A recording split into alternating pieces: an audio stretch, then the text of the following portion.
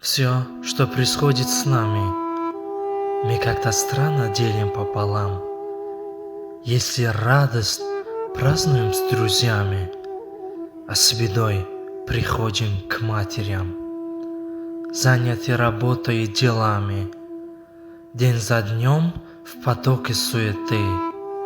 Мы не часто думаем о маме, слишком редко дарим ей цветы.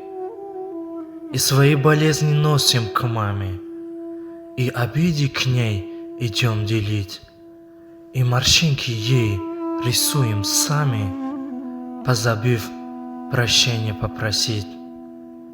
А мама все равно нас любит, что бы ни случилось, не передаст. Все простит, обиде все забудет, руку, душу, сердце все даст.